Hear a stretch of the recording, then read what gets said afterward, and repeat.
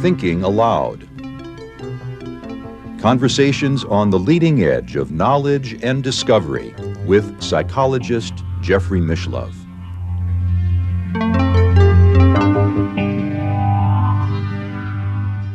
Hello and welcome. I'm Jeffrey Mishlove. Today we'll be exploring American metaphysics in the 1800s. My guest is Ronnie Pontiac, who worked as Manly P. Hall's research assistant, screener, and designated substitute lecturer for 7 years at the Philosophical Research Society in Los Angeles. He has produced award-winning documentaries and has written articles for several esoteric magazines. He is author of American Metaphysical Religion, Esoteric and Mystical Traditions of the New World. Ronnie lives in Los Angeles, and now I'll switch over to the internet video. Welcome, Ronnie. It's a pleasure to be with you once again. Well, thank you so much for having me back again. I really appreciate it. I'm delighted to be back with you. Your book is so rich, even though it's a thick volume, it really embodies an encyclopedia of knowledge. Today, we'll be focusing in on the 19th century, and I guess as far as America is concerned, the major event of the 19th century, which it really seems to have shaped the whole century, is undoubtedly the Civil War. And I know it had a big impact on metaphysical thinking in many different ways. Definitely. If I could, I'd like to establish some context for it. And a good person to establish that context through is Francis Wright, who was born in 1795 and who, as a child, found a book about the history of the American Revolution in her grandfather's library and fell in love with the idea of this country that was devoted to liberty. And she talks about how she felt anxiety because she saw an atlas that did not have America listed in it, and quickly went through all the atlases in her grandfather's library looking for a modern one to see if America had survived. And she said she felt great relief when she saw that it had. She inherited money quite young, and just about 20 years old, a little bit older, she and her sister traveled to America. And this was a time where people were still in love with the concept of America. The revolution had been won, and there were so many literate people. She later wrote about this, how really amazed she was that, for instance, on the ship that she took to come to America, the sailors all were talking about the Constitution and the Bill of Rights, and they were carrying copies of these things with them.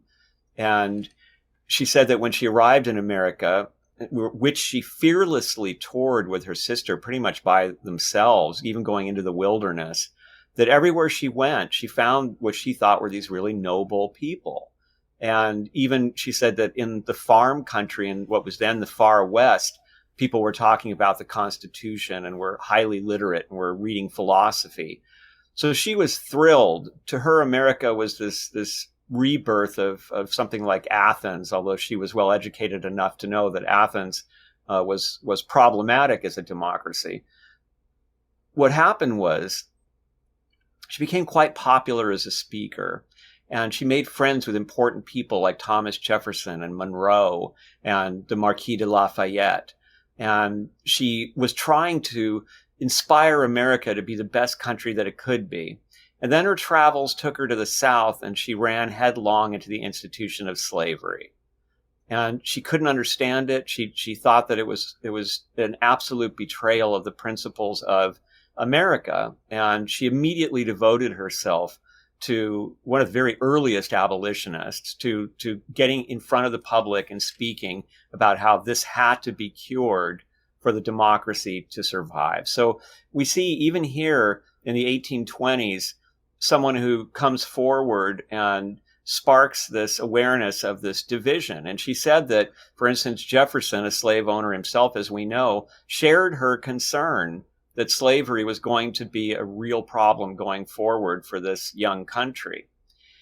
I'm not going to go too far into her life. It's fascinating. She was the first woman in America to address a mixed gender crowd. She, at times, could draw audiences of 5,000 people into an auditorium, but there would be 10,000 people outside the auditorium in New York City who were protesting her and throwing things at her and at her followers when they left the auditorium. She lived quite a dramatic life. Unfortunately, her attempt to create a commune where she could demonstrate that there was a way to take those who had been brought here against their will and enslaved and give them literacy and the skills that they would need to live as free people was an abject failure, partially, certainly, because Andrew Jackson, who was advising her about this, advised her to buy land from a friend of his that was really a swamp. And so she caught fever, others caught fever. It was really a place where her experiment would fail. And I guess Andrew Jackson knew that when he recommended it. So through her prism, we can see this division that was already festering. And as the Civil War approached, we see that in the North, spiritualism has become all the rage. And in fact, just before the Civil War, when a poll is taken, it's found that 10% of all Northerners identify themselves as spiritualists. That's a huge number of people, especially when you consider that only 25% identified themselves as members of any Christian denomination. In the South, therefore, feeling afflicted by Northern industrialism and threatened by the approach that it was taking, and also obviously feeling very threatened by the abolitionist movement, in the South, newspapers wrote about the North as being devil-possessed, that all of this playing around with speaking to the dead was just necromancy, and clearly behind industrialization and spiritualism must be the devil. And this took on the connotations of a holy war in the South, just as in the North, it was also seen, in a sense, as a holy war to rid the country of the curse of slavery. In the Civil War, we find generals, for example, who are deeply involved in esotericism. One of the most famous of all Masons, the author of the most important book in Scottish Rite, Morals and Dogma, Albert Pike, was a Confederate general. He writes about slavery as an institution in that book, and his advice is to be very kind to the enslaved people and to teach them in the way that you would teach someone who was going to apprentice with you. But he doesn't challenge the institution. On the other side, we have someone like Abner Doubleday, who fired the first shot on the Union side at Fort Sumter when the Civil War began, who was a theosophist who had written translations of Eliphas Levi's works on ceremonial magic, who had vast interest in the esoteric. And in fact, while I was writing this book, some of his letters came up for auction. And in them, he had carefully taken notes from Paracelsus and Pernetti and all these famous alchemists and esotericists in European history. And then we also have Abner. You know what? I just confused that. I'm sorry. That was Abner Doubleday I was just talking about. Somebody who was allegedly the inventor of baseball, but really wasn't. He was the one who translated Eliphas Levi. And was deeply into the esoteric, and who fired that first shot at Fort Sumter. The other general is Ethan Allen Hitchcock, who was a friend of Lincoln's and who anonymously published books in which he described alchemical theories and also fairy tales as actually being hidden Hermetic philosophy. And in some ways, he anticipated the approach that Jung took to alchemy and to fairy tales and folk tales. So we had deep esotericism going on both sides. And then we have this phenomenon of spiritualism, which was really burgeoning into full visibility at that time. And these were driving much of the feelings about how this war could not be settled. It's something where compromise couldn't be found. And I would suggest that we're still suffering repercussions from that to this day when we look at the intense divide that our country is still going through. I would agree with you about the reemergence of many of the same currents that were active 150, 160 years ago in America, the North-South divide, among others. Now, back to Frances Wright for a moment. What a fascinating character. You devoted a lengthy chapter in your book to her in which you describe her as the Red Harlot. And I think there seems to be a kind of fusion in many metaphysical circles with the idea of sexual liberty. And she apparently was involved to maybe a small extent in that movement, but it was one that the critics of metaphysics would use to tarnish the people they considered their enemies. Very much so. She spoke of free love.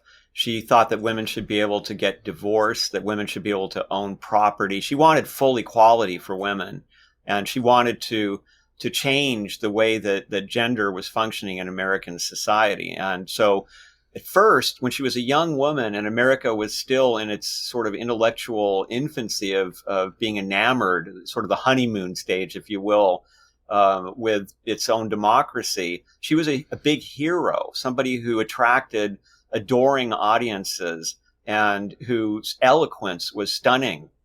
She was a very tall woman with auburn hair that she cut rather short, and she would deliver these powerful statements from the stage that people found riveting. But as the Republic got older, she found not too long after that, as another generation matured and as industrialization began to take root, that all of what she had loved about that first visit to America disappeared. And suddenly people were just about making money and they didn't really care about those issues. And when that happened, her popularity divided. There were people who were strongly Christian and who felt that her talking about free love, and she was also one of the first people to come out publicly as an atheist in America in a public way. And so they viewed her as a threat to the morals of America. And they started to really insult her and to talk about how she resembled a fury, or how she really looked like a man or talked like a man because of her eloquence, that she wasn't feminine, and so therefore women should not listen to her. And they also said that she left in her wake broken families and broken lives, people who had believed these ideas. At the same time, though, we have a very valuable eyewitness report from none other than Walt Whitman about her. He was absolutely enamored of her. And he wrote that of all the women that he'd ever seen, that she made him glow, feel it. He called it glowingly. He felt glowingly about her and her inspiration and her goodness. And he said this was a woman who devoted all her time to public good. And when she had private time, she was devoting it to private good. And he was obviously very much inspired by her eloquence, and he referred to her as the noblest of all the Romans in an admiring way. But he also said that she was too good and too smart a woman to be accepted for long. And then he reported that soon the masses turned against her, and she was maligned in vicious ways that he felt were really untrue. Well, since you brought up Walt Whitman, I guess it's important to point out that, at least to my way of thinking, he sort of embodied the poetic voice of the American Transcendental movement, which predated the Civil War by a little bit and was also, and still is, enormously important in American intellectual history. Very much so. Very influential on all fronts. An inspiration to everything from theosophy to the resurgence of Platonism in America in the second half of the 19th century. And Whitman was sometimes said to have taken Emerson to the next step in his poetry. And Whitman was also a great inspiration to Buck, who wrote the book about cosmic consciousness, in which he looked back into literature, but also to people that he knew personally, to try to describe this experience that some human beings were having, including Whitman, of what he called cosmic consciousness. And Whitman, he said, in his writing, really gave cosmic consciousness a form that anybody could experience.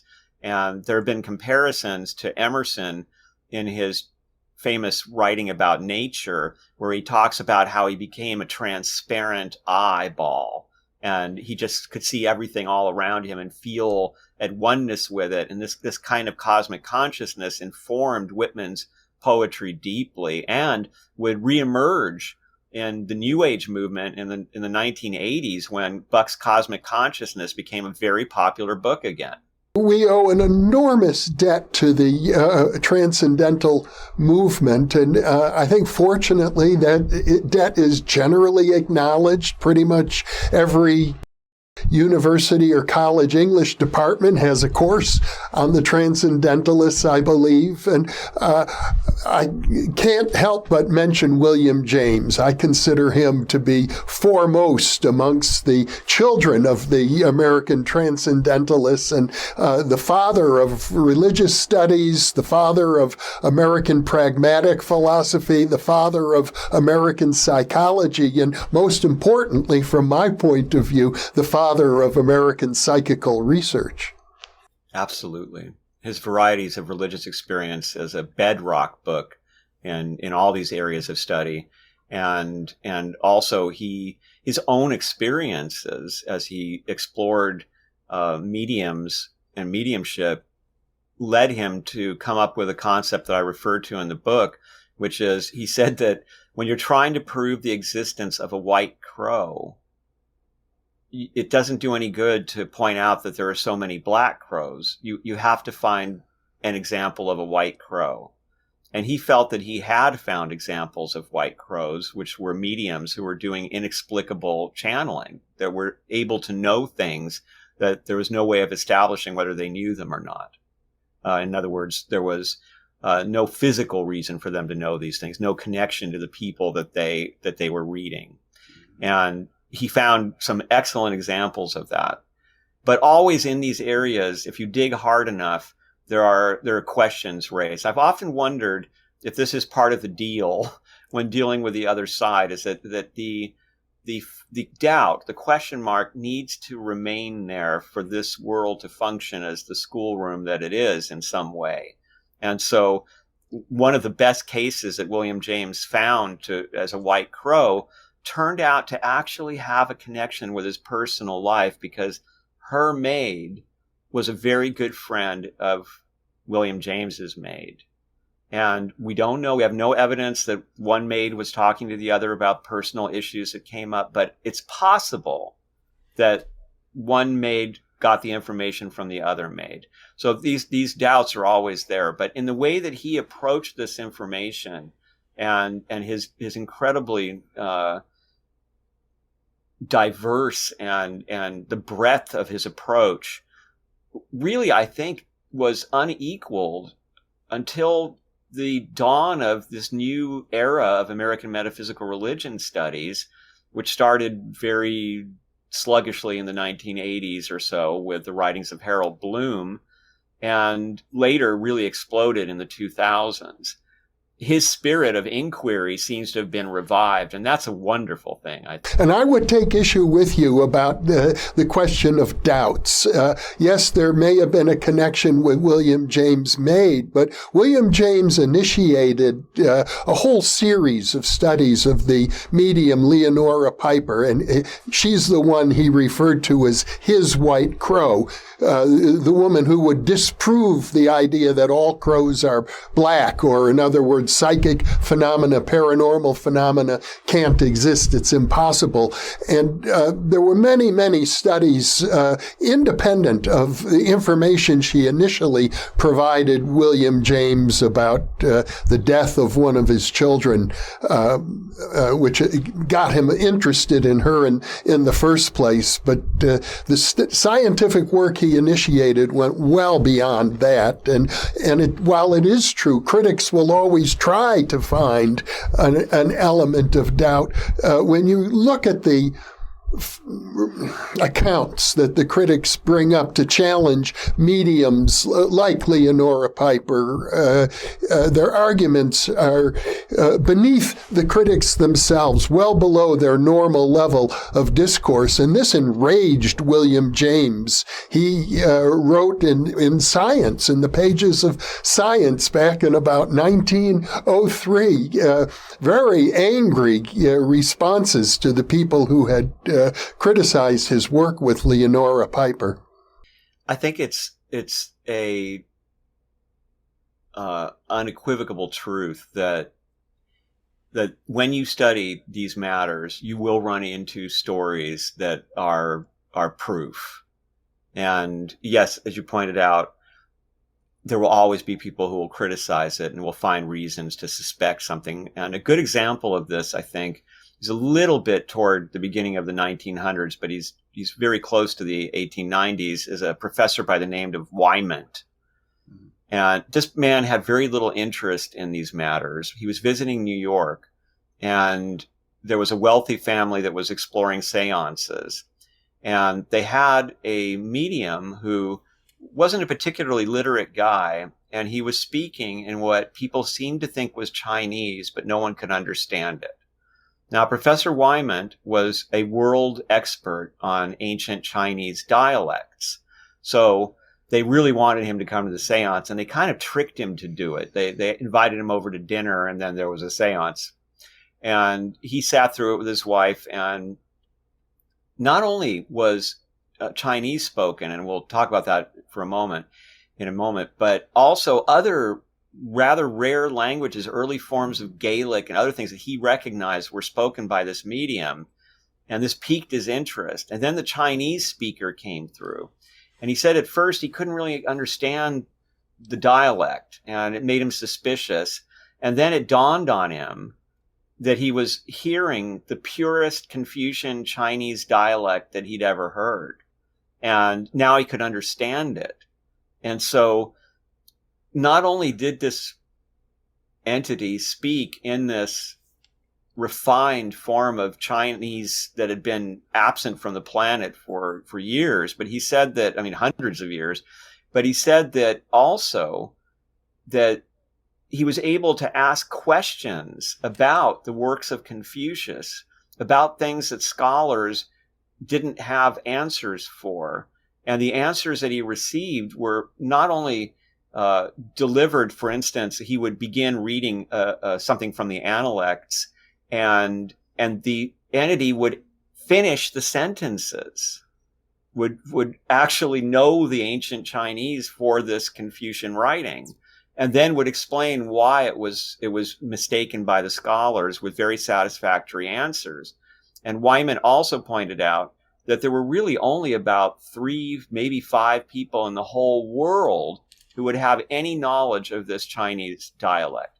So to me, that's a great example of these inexplicable events that occur within the world of spiritualism. And yet there were skeptics who tried to say, well, he must have just been too enthusiastic about it. He was imagining that he was understanding the Chinese, but he probably was just projecting his own knowledge of Chinese onto this gibberish. Now, there's no way that these two accounts exist together in the world. And Wymant actually wrote a book about his experience, he said, because he was so tired of telling the story at dinner parties. But it was also partially because he just wanted to leave a record of what had happened. And he thought science should be pursuing studies of this, because how could this possibly have happened? So I agree with you. There is definitely proof. I think I overstated it. But there's always the skepticism that travels with it. I think the key point that I hope our viewers retain is that the 1800s in the United States and in England and in Europe as well is when the scientific study of the paranormal really got off the ground. And William James in the United States was a key figure. The British founders of the Society for Psychical Research, of which William James eventually became president, were also very important. Absolutely. Let's talk about Victoria Woodhull. I want to make sure we don't forget her in our discussions, a key character in my mind. I agree with you. She's a wonderful example of American metaphysical religion, I think. She is born just before the Civil War. Her father is a snake oil salesman and was abusive to both of his daughters. And he found that both of his daughters had a knack for plausible psychic diagnosis of illnesses. And so he immediately took them out on the circuit with him to help him in his hustle. But they quickly understood that they were doing something that was working and that there was a demand for it. So they got rid of their dad and they went out on their own as mediums and became quite successful. And in fact, so successful that one of their clients, who was an industrial titan by the name of Vanderbilt, was so impressed that he set up Victoria and her sister to be the first female stockbrokers on Wall Street. And they ran a respected firm there. And with the money that they made, Victoria also launched a muckraking newspaper.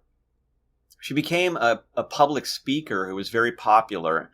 And like Frances Wright before her, she championed free love, divorce, property rights for women, the right to vote. And she was also teaching that the genders should both be able to experience sexual pleasure, that it was not sinful. And going back to Frances Wright, by the way, she was also the first American to write about sexuality being something that should be pleasurable and enriching and not being sinful and shameful. So now Victoria Woodhull, who was partially inspired by Frances Wright's writings at points in her career, she was one of the first women to address Congress. And she gave this very stirring speech.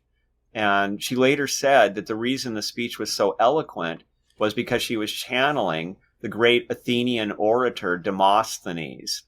And she exemplifies this crux, or this nexus rather, of how spiritualism, abolitionism, and the suffragette movement all combined, and they were all encouraging each other. And in the case of Victoria, she was all three. And so we see many spiritualists moving over into abolitionists, and we see abolitionists moving into spiritualism. And so together, this was a kind of liberation movement where people of color and women were finding through spiritualism a way to gain power in society. And it was a liberation movement that was trying to free society from the heritage of things like the institution of slavery, but also of the way that institutionalized religion had marginalized or allowed the marginalization of women and of people of color. So now we had books published, for instance, like Antiquities Unveiled, where like every famous popes and famous philosophers and famous kings and famous generals who had all passed on were all saying in this book through mediums that they had been wrong about Christianity and that, in fact, spiritualism is the truth. Very popular style of writing at that time. And so this was an exciting and vibrant time for people who were seeking to apply the principles of American democracy in their lives in ways that it had not been applied before. Now, Victoria eventually, she ran into trouble on a couple of fronts. One was that she was actually a good woman who had the resources to support a former husband who had severe mental illness issues, an ex-boyfriend, and a new husband, and sometimes under the same roof. And when this came out, it was extremely scandalous. And part of the reason that it came out the way it did was that she had gone after the most popular preacher in America and had published stories in her newspaper about how he had this affair on the side. So the media that was supportive of him jumped on the story of her own life with a vengeance. And she was eventually, like Frances, greatly ostracized. Even the founders of the feminist movement, Susan B. Anthony, for example, when asked about her, said that she was immoral and someone that shouldn't be trusted. And she eventually had to leave America because the pressure was so great. And she wound up marrying an English lord and living the rest of her life as known as a very kind and charitable woman, very noble of bearing. No one knew anything about how she had been a traveling medium, how she had addressed Congress with Demosthenes speaking through her, or how she had had a stock brokerage that was run on her channeling and on her advice from spirit. So she's a really amazing example of reinvention and seizing freedom and how all of these currents were crossing each other. I'll say one more thing about her I think really illustrates her. She declared herself a candidate for presidency, I believe the first female candidate, even though she wasn't old enough to legally run, and then declared Frederick Douglass as her running mate. And she didn't even ask him for permission when she did this. But he was going to be the vice presidential candidate. And he's an interesting character, too, talking about the 19th century, because we think of him generally in history, he's seen as this upstanding Christian, very, very, to our view from today, not a very controversial figure, although at the time, of course, he was really a revolutionary. But if you look at his writing, he's always making these subtle references to a root. And this was a root that he was given when he was still enslaved and he was battling with a slave master whom he eventually overpowered and ran away from to freedom. He was given this root by an African practitioner of African arts, of esoterica, and it was the famous High John the Conqueror root. And so he never blatantly came out and said that he carried this root all his life, but he did. And so he had respect for the African traditions and was in his own personal life using them, but didn't feel that if he was honest about it, that there would be a good reaction from the people that he was trying to influence and inspire. You do point out in your book that the 19th century was full of various religious amalgamations, particularly varieties of Christianity that incorporated theosophy or spiritualism in one way or another, and also several attempts to write new Bibles. Yes. Well, here's a good example, I think, of how this led into the whole Civil War mentality. You've got a fellow like Phineas Quimby, fascinating person who was really at the heart of the New Thought movement and the Mind Cure movement. And Quimby, his basic idea, for your listeners who may not know of him, was what was called a talking cure. He believed that if you could be fully aware of your spiritual self, if your soul came to attainment of full awareness, that there would be no room for illness in your body. And he believed that all illness was the result of wrong thinking, that we delude ourselves somehow into these experiences, and then our delusion is magnified. So to give an example, one of his famous cases was a person who was diagnosed with a heart problem. And Quimby said to him, "When did you first notice the problem? What were you doing?" And the man said, "Well, I reached for my wallet, which I keep in my breast pocket, and it wasn't there. And then that's the first time that I experienced this discomfort in my heart." And then Quimby said, "And then you went and you told your family members, and they were worried for you and told you to go to a doctor. And then you started to think about it constantly. What if something's wrong? And then you went to a doctor, and the doctor told you, indeed, there is something wrong, and that scared you more." And Quimby would say, "But this is all nonsense. This is just fear and ignorance. And if you awaken to the Christ within you, you will be healed." And this guy understood it, and he claimed to be completely healed. There were thousands of these testimonials about Quimby, of just remarkable healings. And there was perhaps some shady side to him that has come out with recent scholarship. He very likely did not write the books that are given under his name. They're probably written by Emma Ware, who was a very eloquent writer and was his secretary and assistant. And they certainly capture his ideas and his conversation. But this was very common in the history of American metaphysical religion, women doing the work, but men winding up taking full credit without the women even being acknowledged. And many of the women were happy to do this. Now, he was a big inspiration to Mary Baker Eddy, who, of course, started the Church of Christian Science. And this became a worldwide movement fairly quickly. And so much so that Mark Twain was jealous of her fame. And she is an example. If you consider how she looked to the people in the South. Now, this is post-Civil War, when she reaches her maximum power. But of course, we're going through the Reconstruction era, and there's a lot of suspicion. They're essentially looking at her and saying, see, this is the problem with the North. This is a woman who has declared that all the Christian faith, all the churches that have come before are wrong.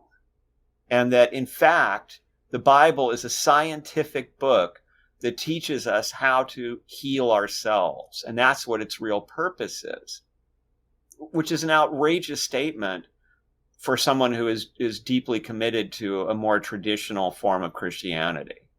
And so Quimby, who had this wonderful saying that to me is just one of the greatest meditation sentences about the nature of healing. He said that the soul, how do I word this? That the body, when it is healthy, is experiencing the eternity of the soul.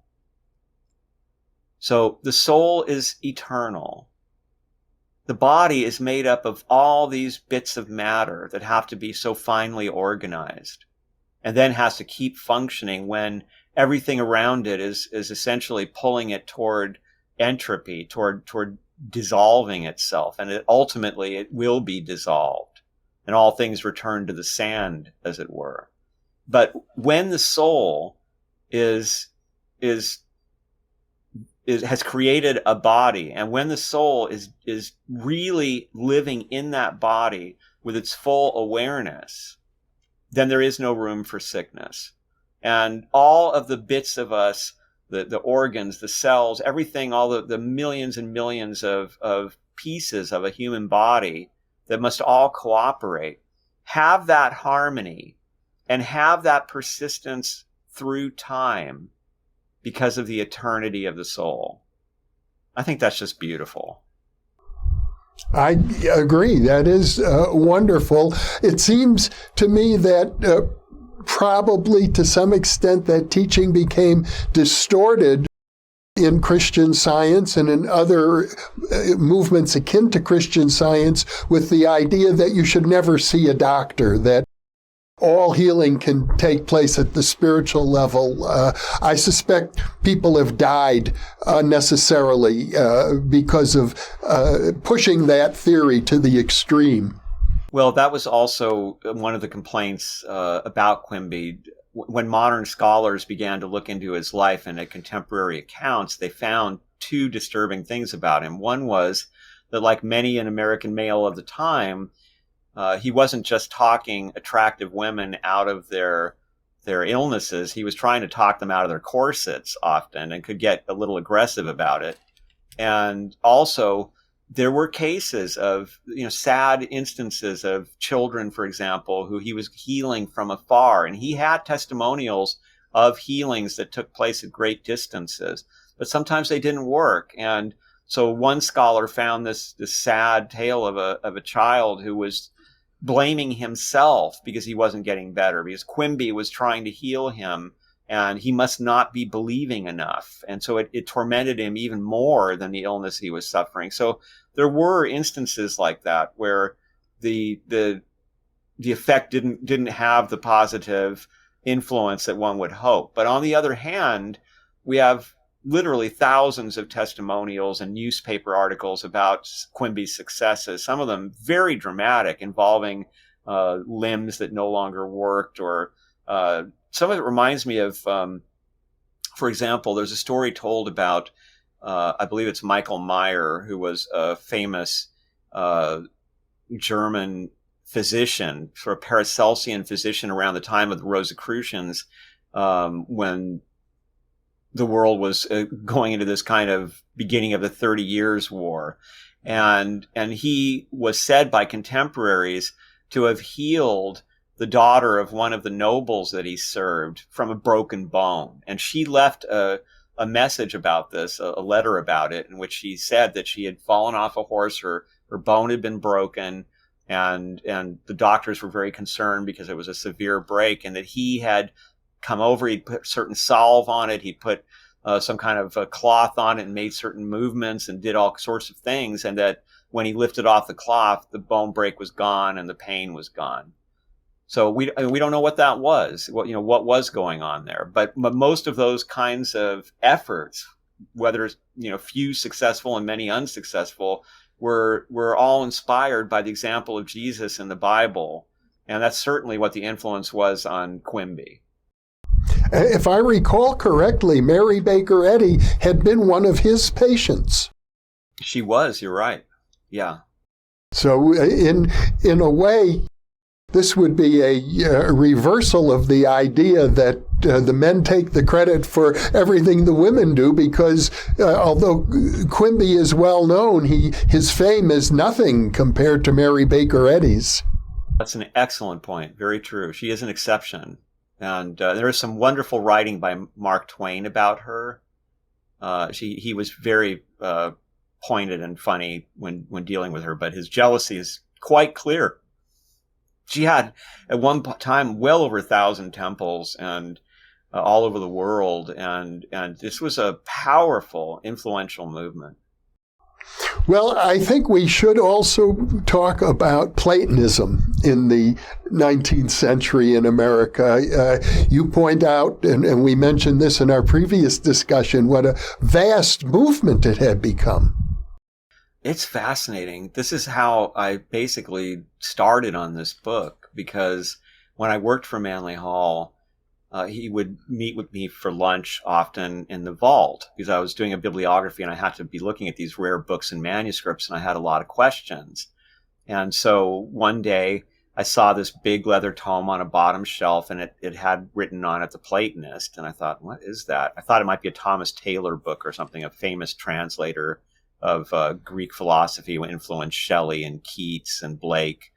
And so he said, oh, that's a good one. You should pick it up and look at it. So I picked it up and I opened it, and it was a newspaper of all things, a newspaper called The Platonist that was published around the time of the gunfight at the OK Corral in St. Louis, when St. Louis was still a cow town. And I was filled with questions, and he really couldn't answer many of them because he didn't know much about it. It was really a mystery what this newspaper was and how it came to be. And to me, it was such an idiosyncratic creation. It just captured my imagination and started me on this path of trying to find out who was behind the Platonists. And that led to all the stories that are now in that book. And it turned out that the principal person behind it was a fellow by the name of Thomas Johnson.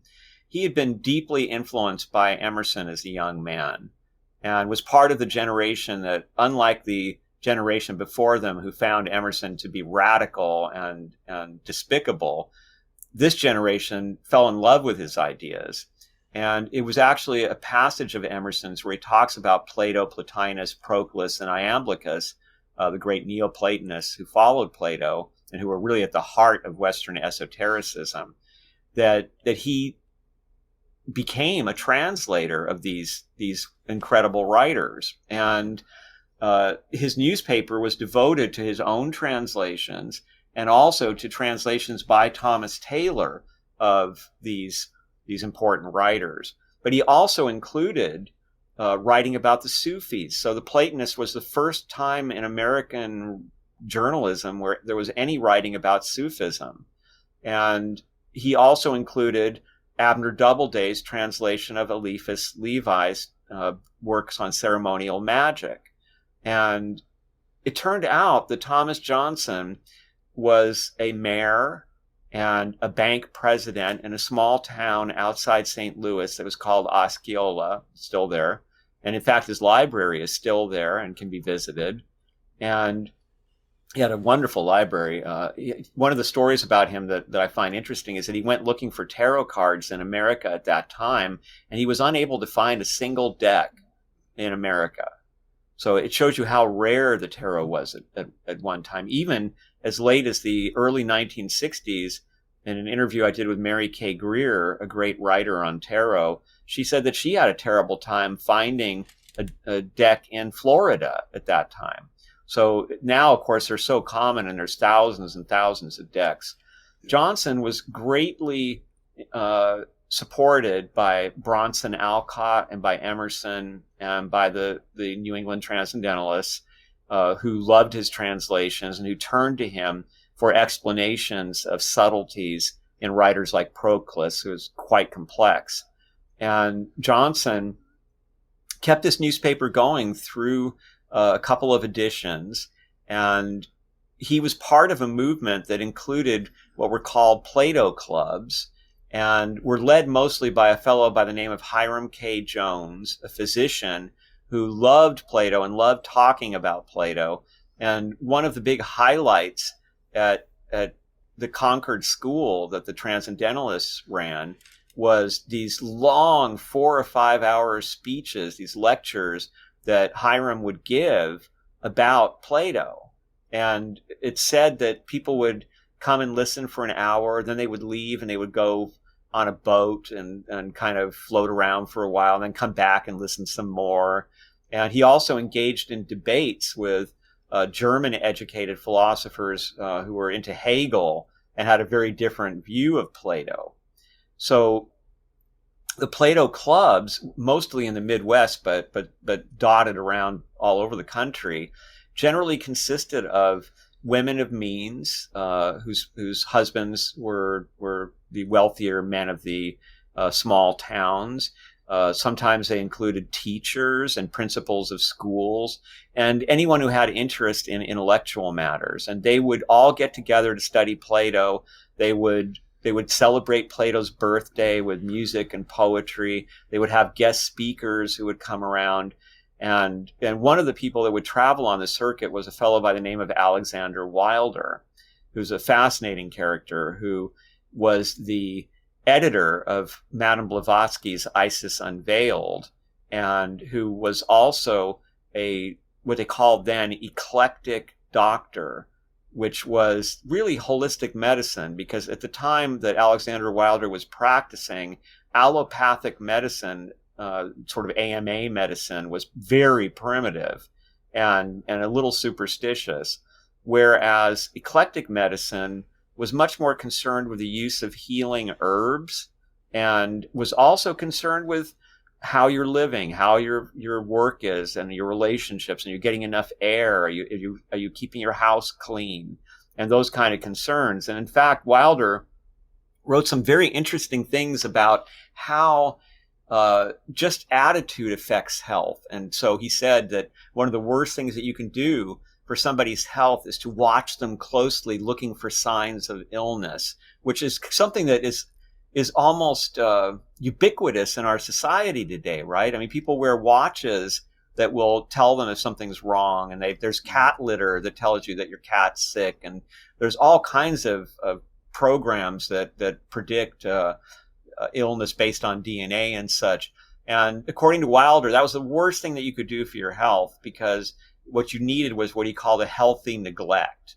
And that didn't mean that you didn't wash or things like that. You took good care of yourself, but you acted like the little immortal that most of us feel like we are on some level, and you didn't worry about getting sick.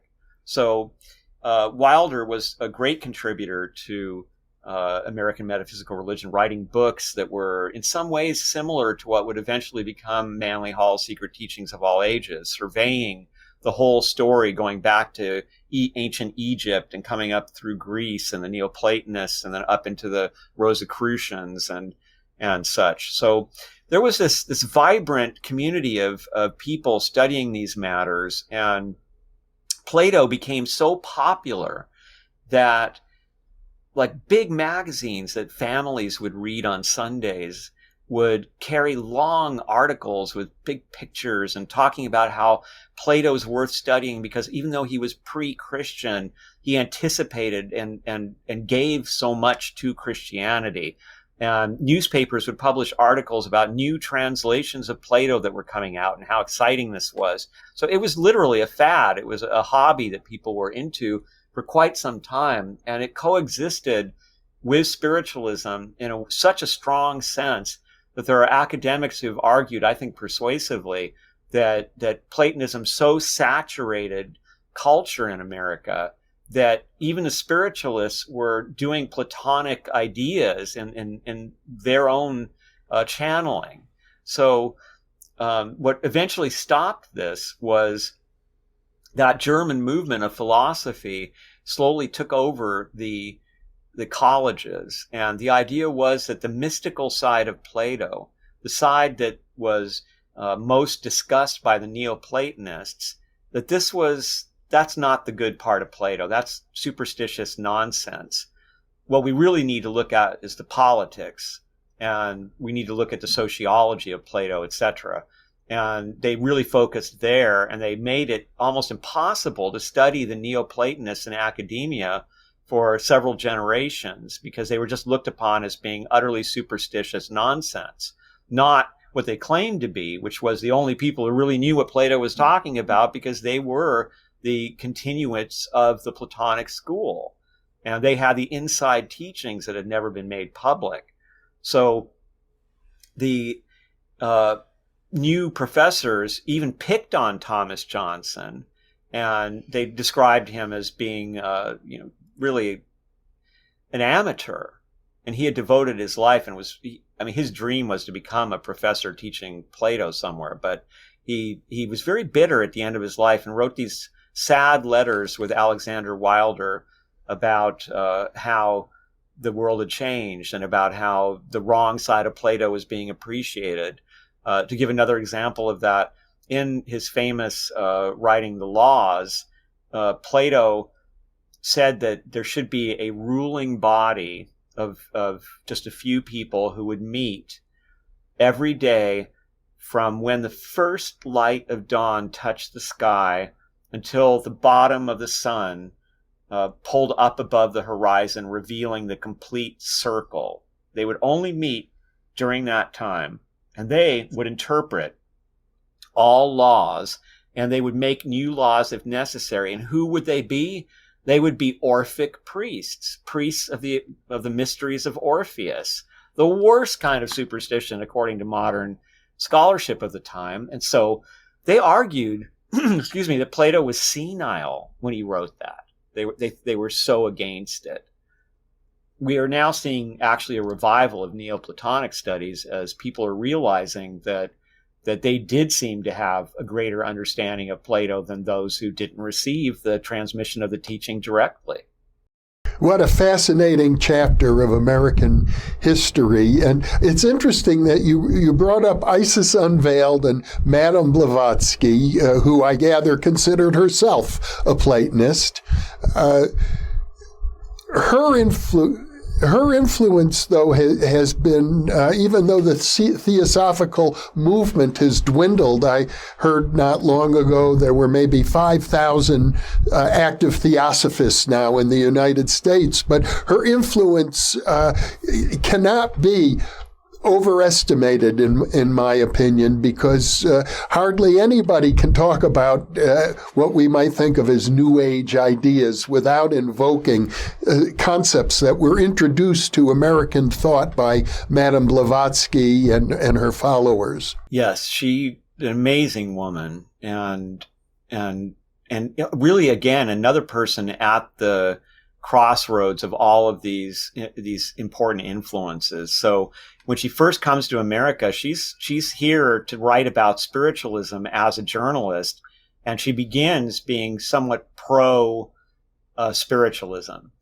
And then she moves into a different arena as she begins to approach the launch of Theosophy, where she feels that spiritualism is dangerous because you don't know what spirit you're getting. And she believes that a lot of spirits were coming in there just to be mischievous. And so it was a dangerous kind of a practice. And instead, she put the focus on these hidden masters, the ascended masters, if you will.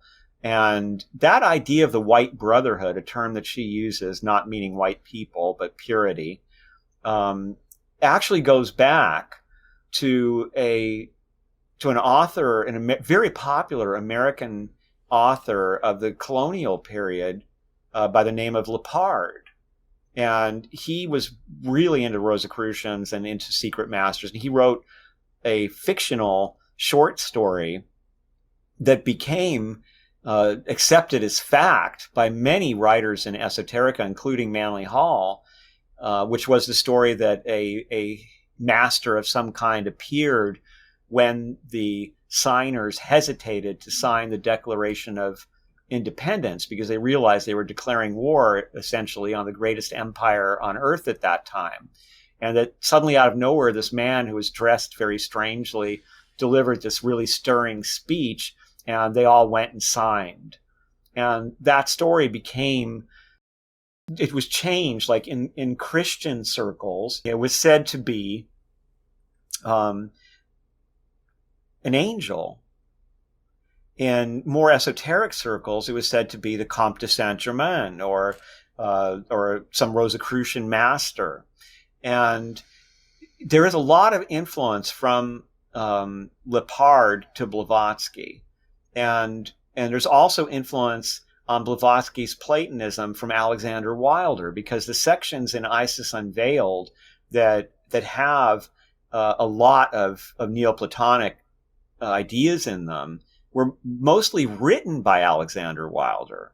And she actually admitted that and didn't feel any shame about it. She said that he was the person that she knew who understood it best, so she just wanted to use his own writing because she couldn't really improve on it.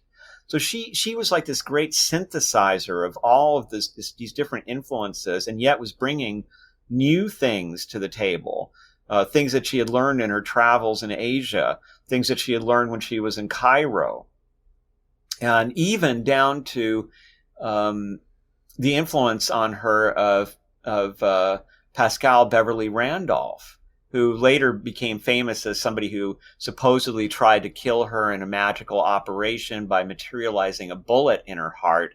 And she claimed that she had repelled the attack and that he had therefore committed suicide. And she had referred to him using the N-word at that time, apparently, if the story is true. It's somewhat apocryphal. It's very hard to tell what's true.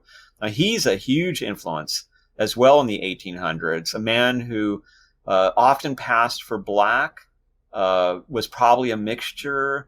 He claimed to have all kinds of races in his heritage. And he started out also as a spiritualist, and then alienated the spiritualists when he declared that electricity was literally the power of God, and other bold statements that people were not willing to accept at the time. He then traveled as a medium twice to Europe, and there he claims to have encountered Rosicrucians who taught him deep philosophy of metaphysics, came back to America and started self-publishing books about these teachings. Later in his life, he admitted that actually he had not met anyone that was that impressive who claimed to be Rosicrucian, and that the ideas that he was presenting were the same ideas that he had had before, but were ignored because he was just a nobody man of color. But once he said they were Rosicrucian, suddenly everybody was interested. He is a highly controversial figure, but his influence on modern esoterics is incredible. He was one of the first people to really talk about the use of sex magic for manifestation. He was somebody who talked about the use of hashish in scrying for past lives and using mirrors that were especially prepared, these magic mirrors. He actually made and sold these mirrors. He was a huge influence on the Rosicrucian movement in America, and the FRC, which still exists, which was led by Clymer in the beginning, is really a direct lineage from him. And all the Rosicrucian practices in America have a lot to do with his teachings, and a lot of plagiarism occurred from his work.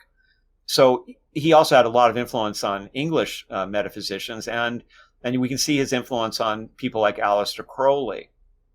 So even though Madame Blavatsky was against him, there was a lot of influence. And she's also interesting because, so for example, we're not going to get into any of the questions of her actions that may have been fraudulent involving the manifestation of letters and such from the hidden masters. But we can point out that whereas in the society, she was very condemning of this fascination with the use of hashish and esoterica, according to her close friend Rawson, she herself had learned to use hashish in Cairo in order to scry for her past lives.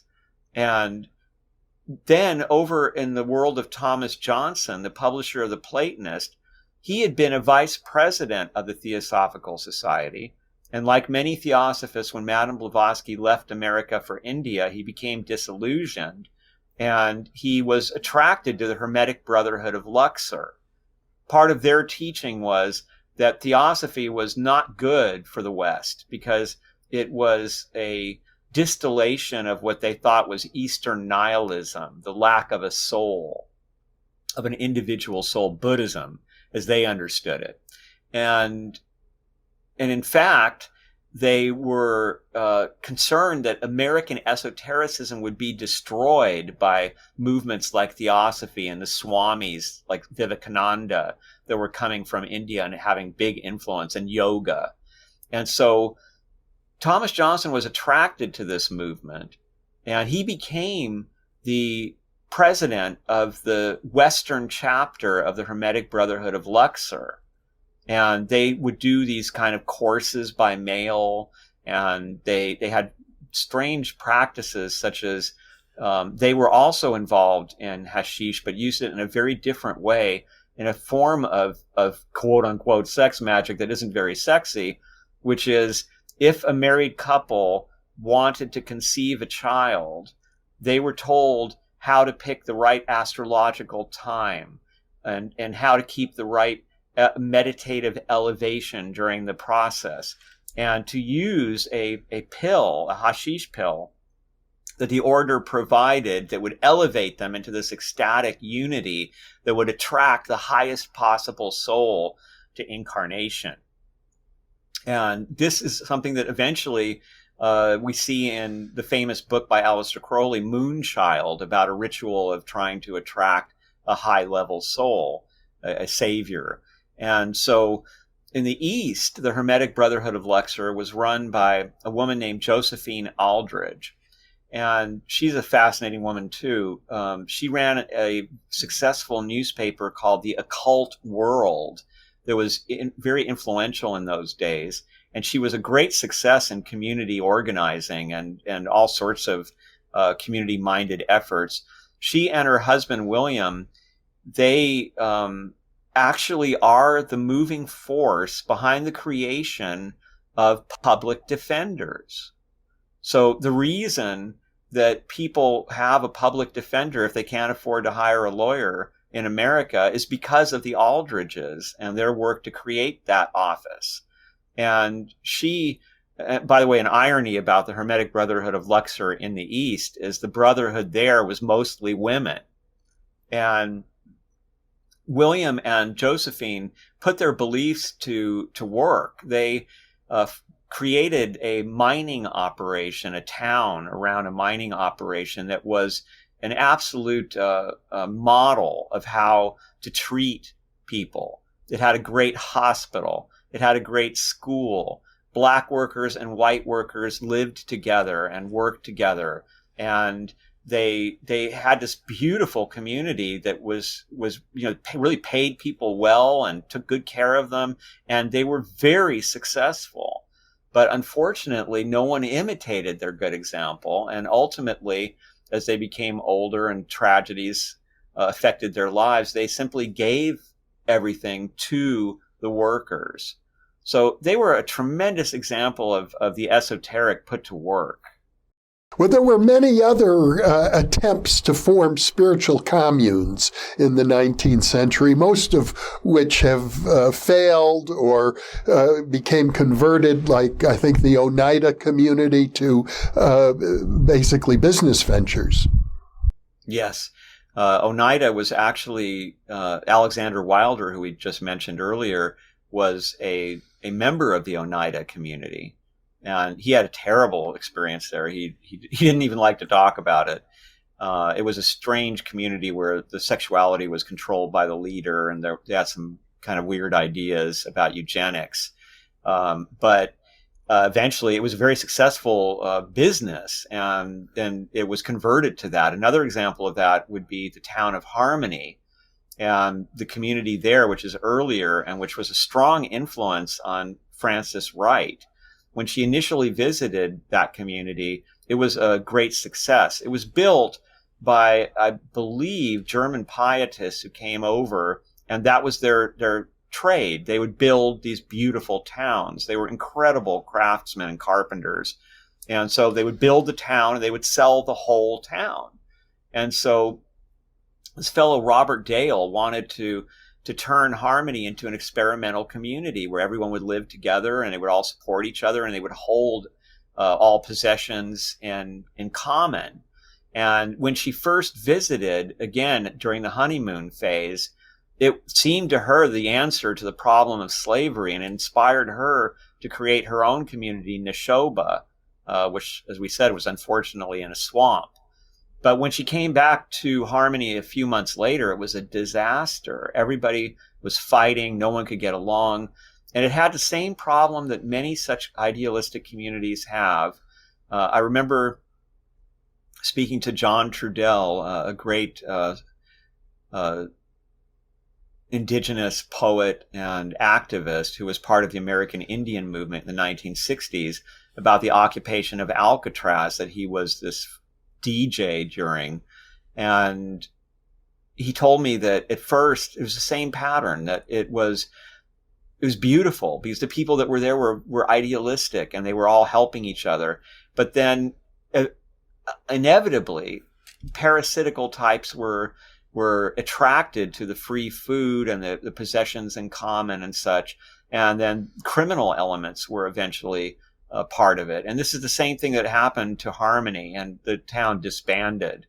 So there were many efforts, but this goes way back in America, because in very early Pennsylvania in the 1700s, we've got German pietist communities coming together. We've got towns like Ephrata, where beautiful music was created, unlike any other music, by somebody who was very driven to recreate angelic music. And he had special diets for his singers, and they had to live in a certain way, and everything was just micromanaged. But people who visited from Europe to hear this music, who were great lovers of opera, all reported that it was the most amazing music they ever heard. And even though we have the music written down, we can't really hear it because there aren't any people who have the preparation and training to do it properly. So this creation of these utopian communities is a constant American theme. Well, I suppose it's fair to say overall that what your work has shown unequivocally, for what it's worth, is that from its very beginnings, from pre-colonial times right up to the present, there has been a wide tapestry of metaphysical thinking throughout the United States. Absolutely. That's the thing that was most surprising to me. And it's really the reason I wrote the book, because all of this new information that was coming out from academia and was unavailable to most of us. We don't really know what they're doing out there. And that these new books that cost $100 or $150 to buy because they're meant for libraries and not really for consumers. And they're written in this high academic style that's difficult. Those books are filled with amazing facts. And as I was exploring all these materials, starting out pulling on that thread of the Platonists and then finding this massive ball of yarn, I found just my book could have been 2 or 3 times larger. I mean, there are so many stories that I had to leave out that are just great stories. And I hope that my book will be an inspiration to writers. I hope people come along and they correct my work and they expand it, and they really expose just how amazing the depth of all of this is, because it's truly a heritage that most of us don't know we have. And the beauty of it is that it's truly a heritage of unity in diversity, of an appreciation of diversity, and of this idea that Emerson became so notorious and then ultimately so revered for, which he put roughly, if I may paraphrase, as, why should we only have the revelations of the past? Why can we not have our own revelations right now? I mean, the divine is with us. Here we are. Let's have our own American religions. Let's have our own revelations. And to me, that's the absolute American ideal that most of us have somewhere within us. And when talking about the division in this country, you can still see that on both sides of this divide, both sides are after a universal reformation. Both sides believe that if you adopt their spiritual perspective, that the country will become purified and greater and will change the entire world. And this is unalloyed, original Rosicrucian ideas about universal reformation that have just taken these two very different tracks in America. And so I do think that it's ironic that both sides of this divide are seeking utopia. What it makes is for a very interesting dialogue, and I'm just delighted to be able to share your perspective with the New Thinking Aloud audience, Ronnie. And I think we should do another interview. We haven't even begun to touch 20th century metaphysics in America. So let's do that one. And as far as I'm concerned, you're welcome back on this channel over and over again, because I can imagine that the knowledge and wisdom isn't about to run dry for a very long time. There's a lot of stuff I don't get to talk about because we're focused on this particular book. So I would love that. And I also find your interviews to be wonderful. So thank you so much. I would be very happy. Well, I'm delighted to have you back over and over again, Ronnie. And for those of you listening or watching, thank you for being with us. You are the reason that we are here.